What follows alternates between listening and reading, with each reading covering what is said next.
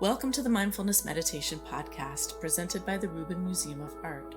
We are a museum in Chelsea, New York City that connects visitors to the art and ideas of the Himalayas and serves as a space for reflection and personal transformation.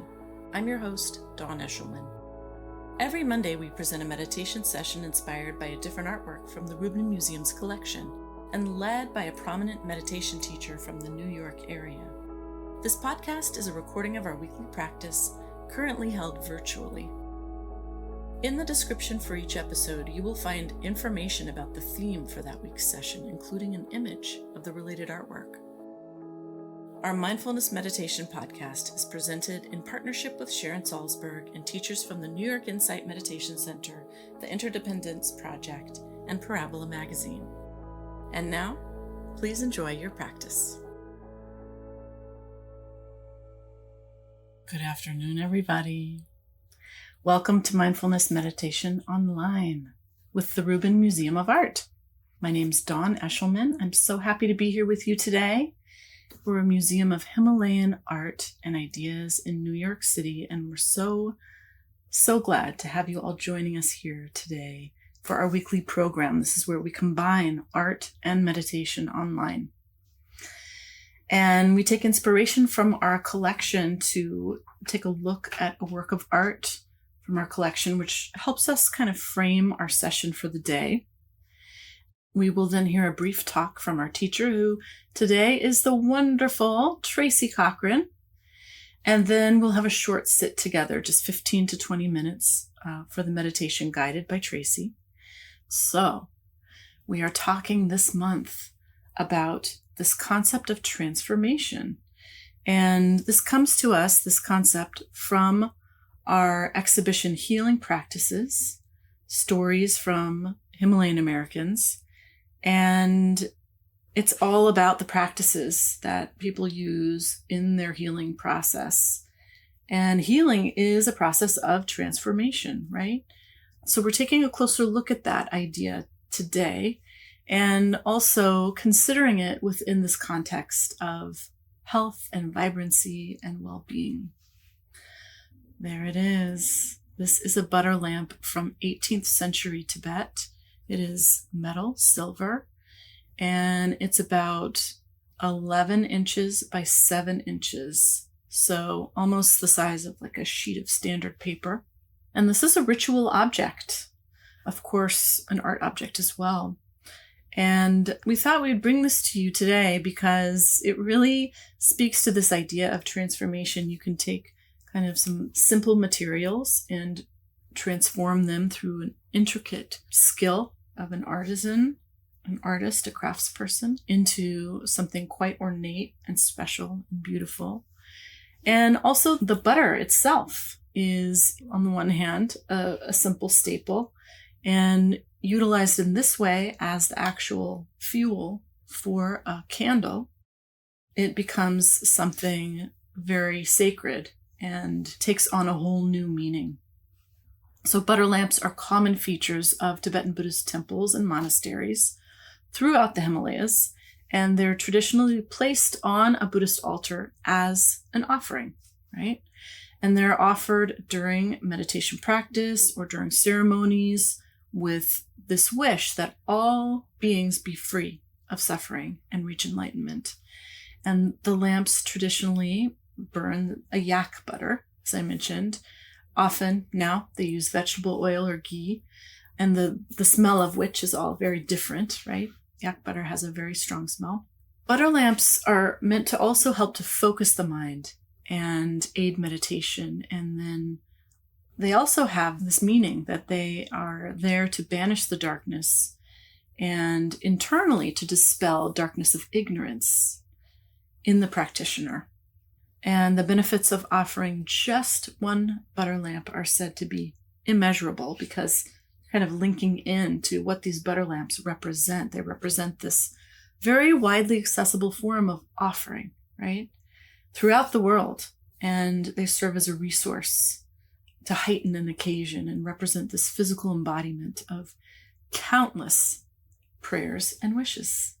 So when we see a butter lamp or a butter lamp lit, we can remember all of the other offerings that came before that. So I am delighted to bring on our teacher today, the wonderful Tracy Cochran. Tracy has been a student and teacher of meditation and spiritual practice for decades. She's the founder of the Hudson River Sangha, which is virtual and open to all. And you can find out all about her appearances and her meditations and all of her work at tracycochran.org. In addition, Tracy's taught mindfulness meditation and mindful writing at the Rubin and the New York Insight Meditation Center and other schools and corporations as well. She is a writer and the editorial director of Parabola, which is a beautiful quarterly magazine, which you can purchase at the shop at the Rubin and in other locations as well. This quarter, the theme is ancestors. And this is a really special magazine that seeks to bring the timeless spiritual wisdom to the burning questions of the day. So you can find out more about Tracy, her writings, her podcasts, and other details at her website, tracycochran.org, and also parabola.org. Tracy, thank you so much for being here. Oh, Dawn, thank you for being here as well. And I'm delighted to be here at the virtual Rubin. And especially with such a beautiful lamp as my guiding illustration, I was really taken with the idea of offering light. And it led me naturally, first of all, to the Buddha's last words, or next to last words, to his beloved disciple Ananda, be a light unto yourself. Be an island unto yourself. Interestingly, that was the same word, Deepa. And it means that we can come home to ourselves. We can try it right now, just without shutting your eyes yet. Just notice how it feels to give your attention to your experience right now. And you might be in the middle of a busy day. It might be the end of the day, depending on where you are. It could be the morning when you're listening to this podcast. But notice that the first and most simple transformation that we can invite into our lives is to shift our attention from outside back to our own experience, without seeking anything from it, just bringing our kind attention home. And I was reminded of a quote from one of my favorite spiritual teachers, the writer Aunt Lamott, who said, a lighthouse doesn't run all over an island looking for ships to save. It just stands there and shines.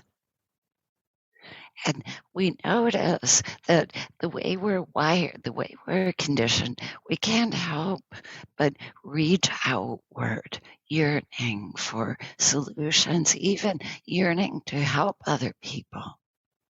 But the invitation of this practice is to first come home, to just allow ourselves to settle down.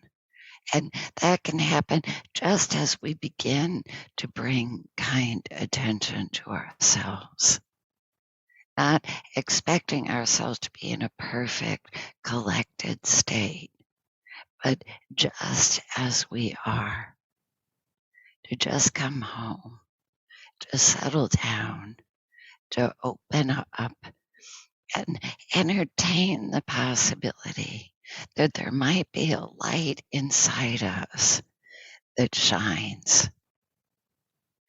And it's been described as that feeling of going from the heat of the day.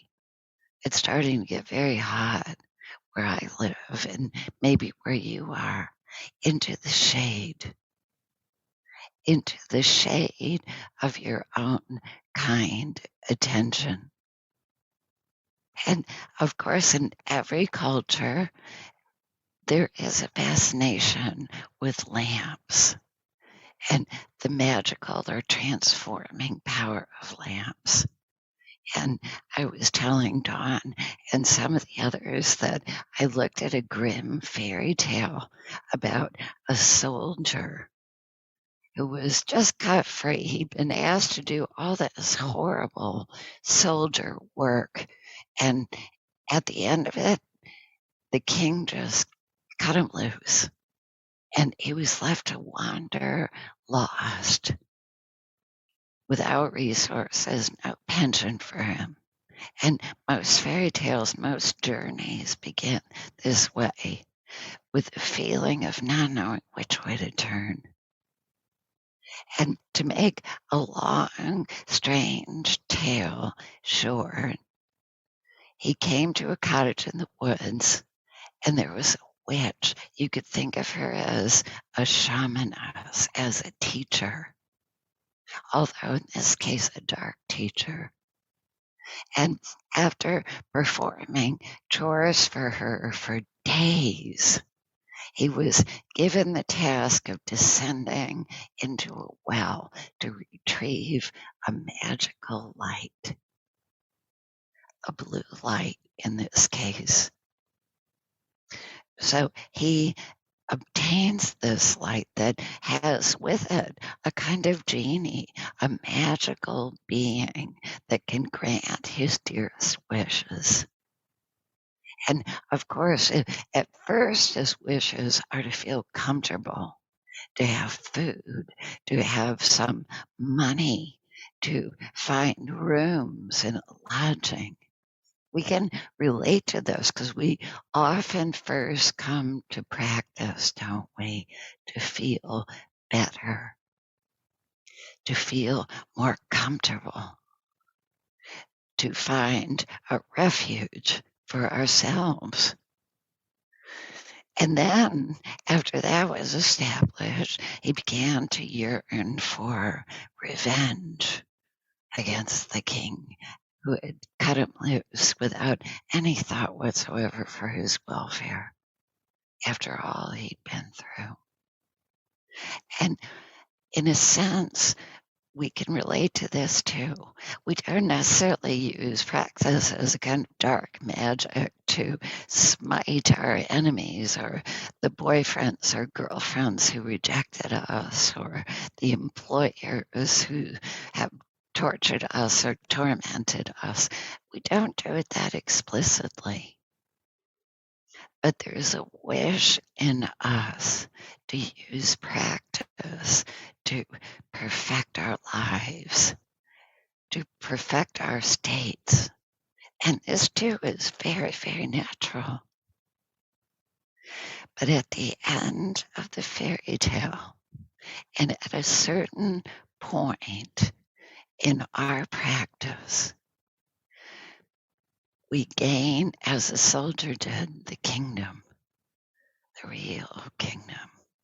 And that real kingdom is this gentle discovery. And that's, in a way, what's so amazing about it, that it's something that dawns on us very quietly. That one day we can experience something that feels like giving up. I give up. I let this be. We grow tired of our usual machinations, even tired of our own stress. And there's this feeling of, and it can feel like a quiet act of daring in a way. I'll just let things just be and let life come to me. And we begin in that moment to turn towards something that is the great gift of practice. The discovery that inside us is that presence, that light of awareness that in some traditions they call the beloved. The love that we seek, the peace that we seek, the healing that we seek is right here. And we begin to touch it when we give up, when we let go of clinging to hope of a particular result. Just let go. But not with an angry attitude, but with something that I like to call softness, or in the tradition, in some iterations of it, they call goodwill, friendliness. And this feeling of just being with what is right now, undefended, harmless. We discover within ourselves, in our own attention, it's something very direct and very simple and straightforward. We discover that there is a capacity for kindness, for compassion, for love. And then in that moment, it can be really quite wonderful. We feel this momentum that can be lifetimes, at least decades, of yearning for something to be given, some quality of acceptance, of caring, of being told that we're completely okay, just like this. And we discover it's right here. So let's take our seats and bring your wish that you be comfortable, that you be completely welcome, just like this. Let that be the intention and the wish for the next meditation. And let your eyes close. If you're not comfortable with closed eyes, you can gaze at the floor, but it's best if you can close your eyes. And just notice what's here.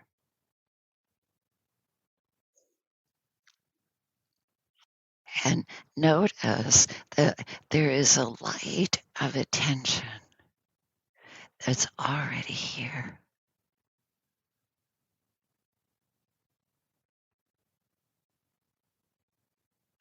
And you don't have to think about it, and you don't have to bid it do something. Just let it be here.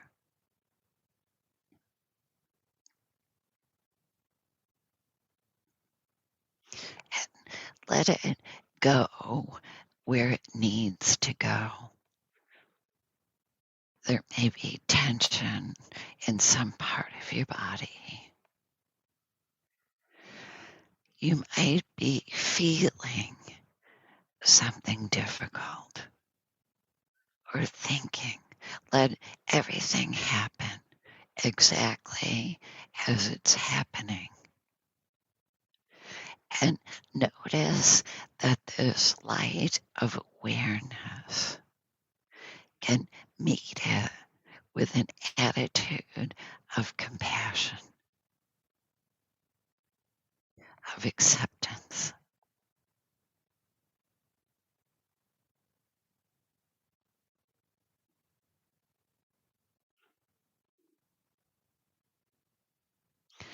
And notice how it feels to let everything that arises inside you be of interest.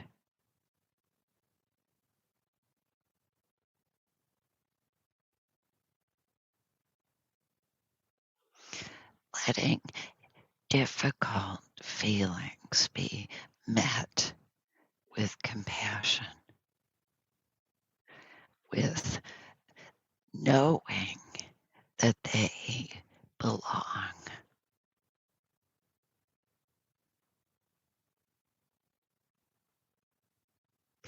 You might even say to yourself, this belongs.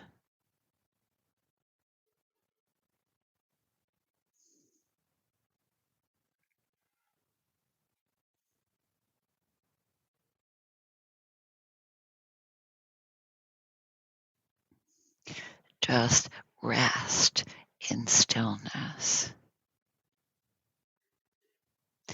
noticing that stillness means not striving, softening.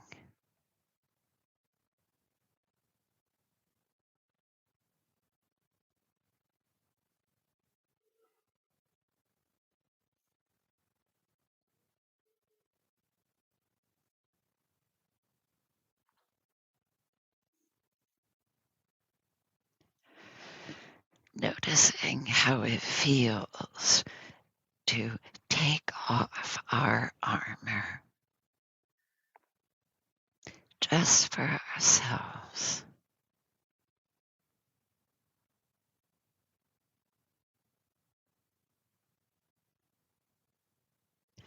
to let ourselves be soft, undefended,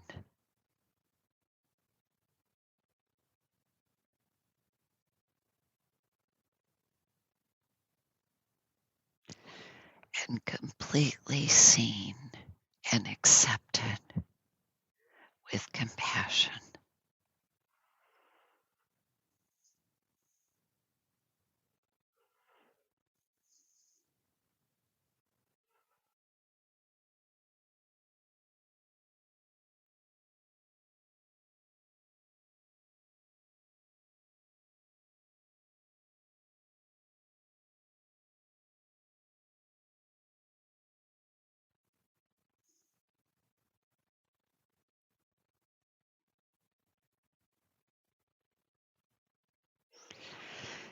And when you find yourself straying into thinking or planning or picturing, notice this as completely natural,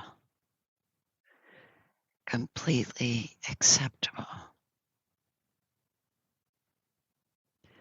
of interest.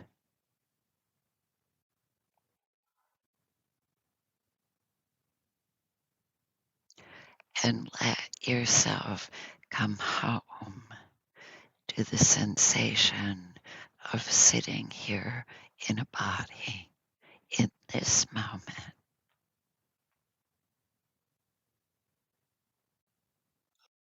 Basking in the light of an attention that doesn't comment or judge, just receives, just sees.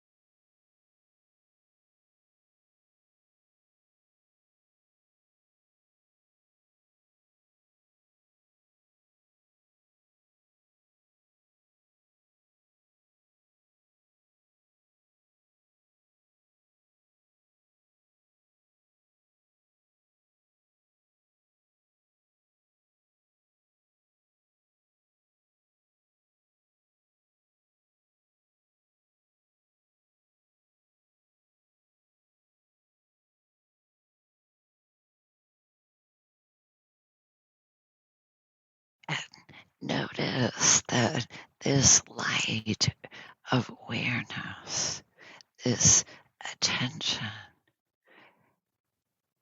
nurtures us, nourishes us, not with words, but with loving presence.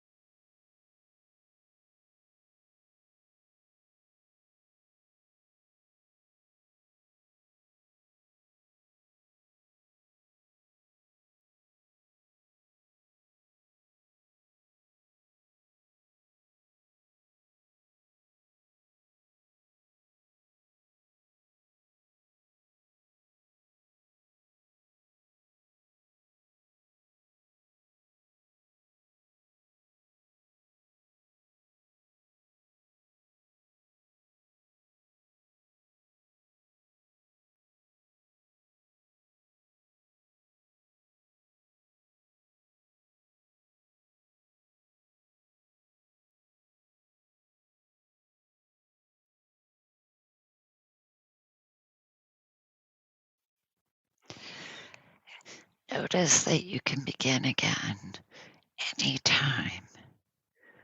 Just notice that you were taken by thinking, by feeling, by memory, and gently come back to the body in the present moment,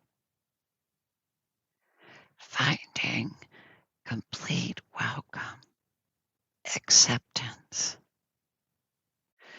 by a light of awareness that nurtures, that invites us to be whole.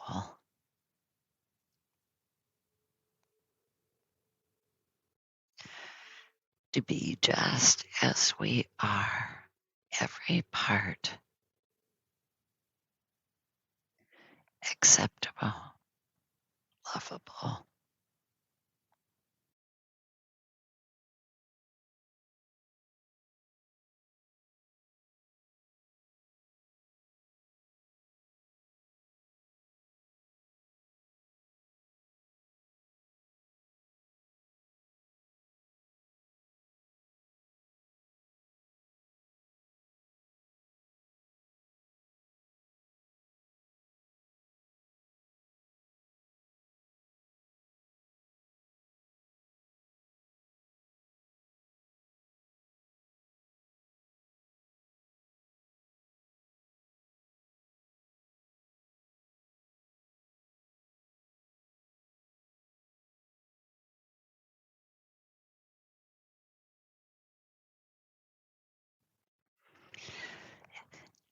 Notice how it feels to be okay with stillness,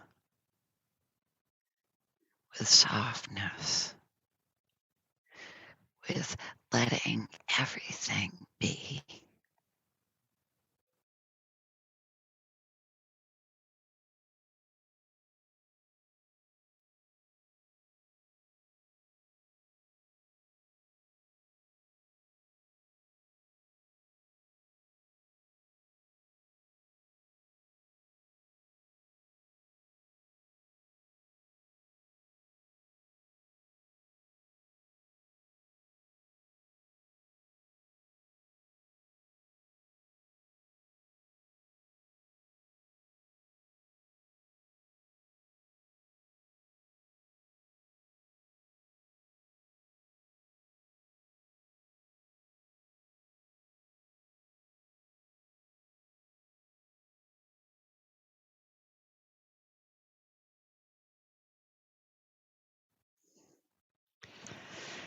And notice as we make this movement of return, of coming home to the present moment,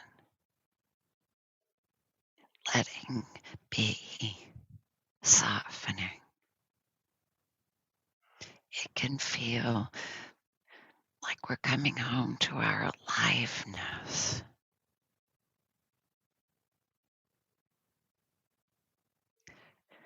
We're so alive inside.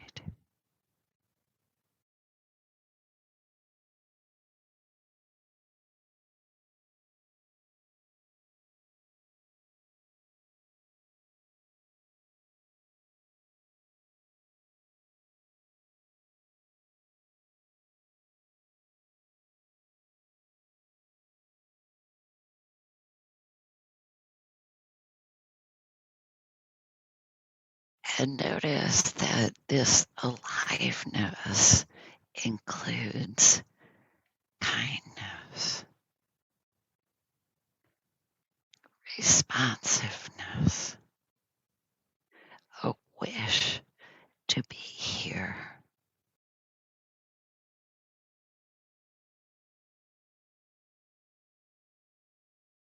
to be part of this life.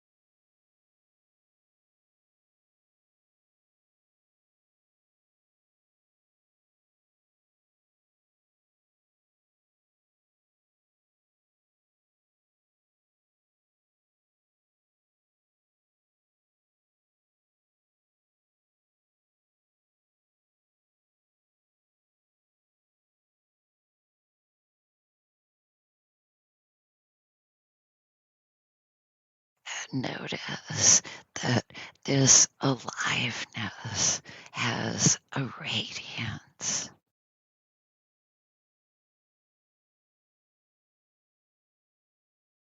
It shines out of us.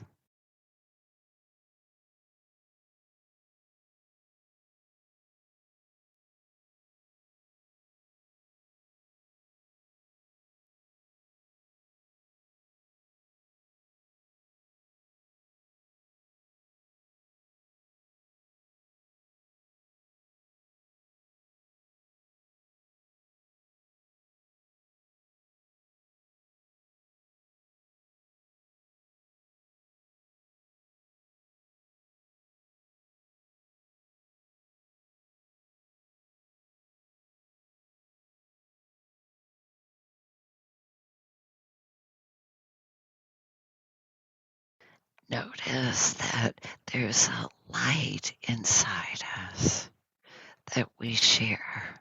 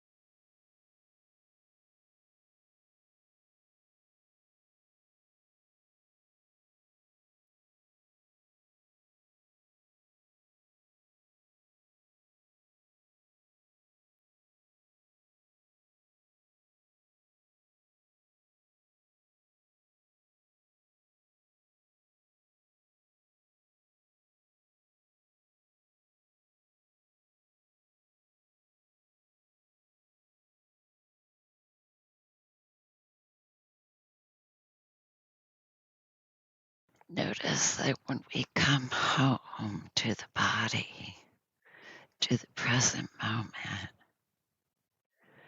we also open to this light of awareness. It's very close to sensation.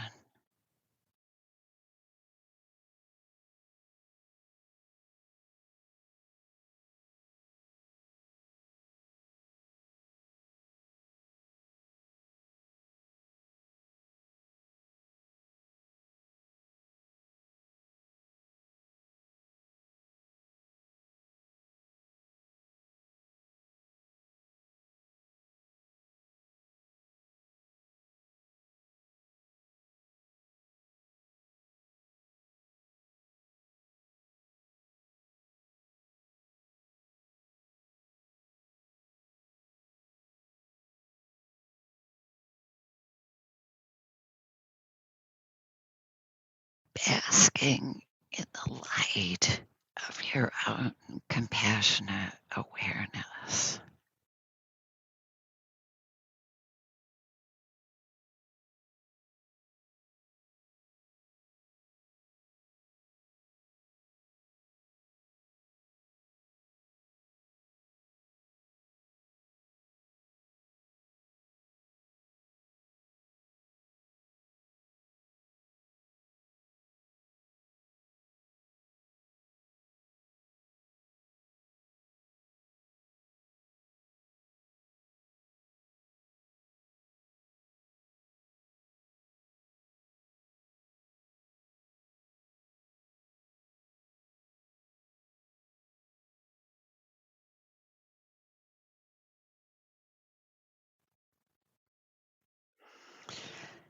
Noticing how it feels to be still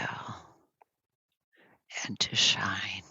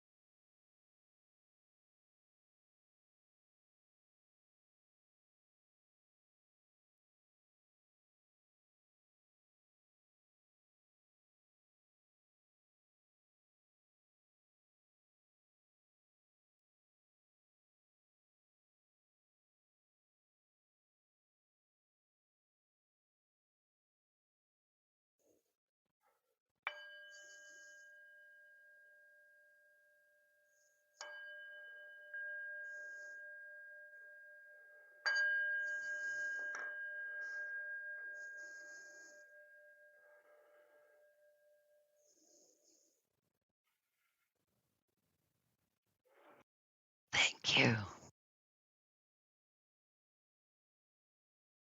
Thank you, Tracy. That concludes this week's practice. If you'd like to support the Rubin and this meditation series, we invite you to become a member. If you're looking for more inspiring content, please check out our new podcast, Awaken, hosted by Laurie Anderson. The 10-part series features personal stories that explore the dynamic path to enlightenment and what it means to wake up. Now available wherever you listen to podcasts. Thank you for listening, and thank you for practicing with us.